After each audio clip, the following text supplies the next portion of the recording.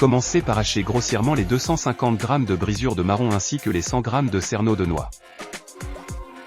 Mélangez dans un récipient les 160 g de farine de châtaigne avec les 100 g de farine et le sachet de levure chimique.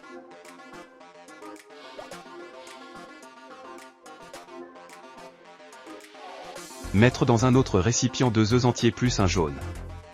Gardez un blanc pour la macaronade. Ajoutez les 100 g de cassonade, commencez à mélanger. Puis ajoutez les 2 pincées de sel et mélangez pendant 1 minute.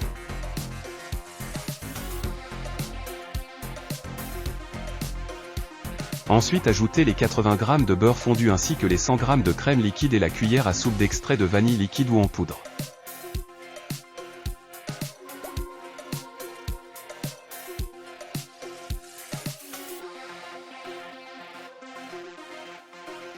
Bien mélanger puis ajouter le mélange des 2 farines et de la levure chimique. Bien incorporer tous les éléments au fouet.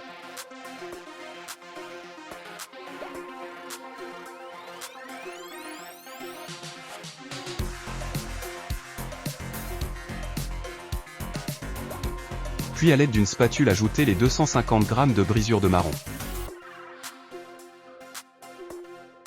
Et ensuite les 100 g de cerneau de noix. Mélangez délicatement le moins longtemps possible.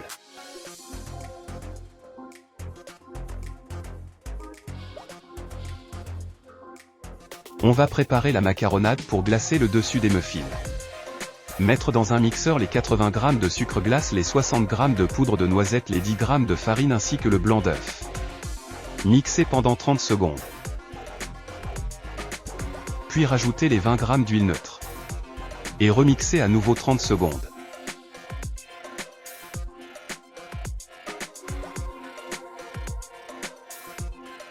Votre macaronade est prête.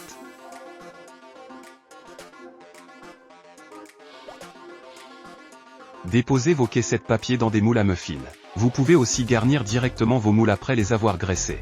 Pensez à préchauffer votre four à 180 degrés. Remplir aux 2/3 chaque caissette avec la préparation.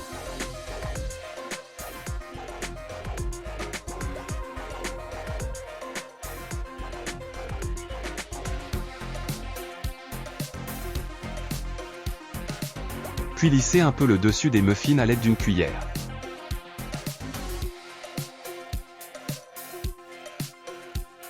Déposez la macaronade dans une poche à douille puis coupez l'extrémité à environ 5 mm.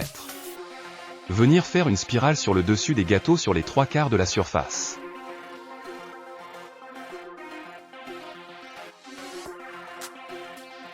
Saupoudrer de sucre glace.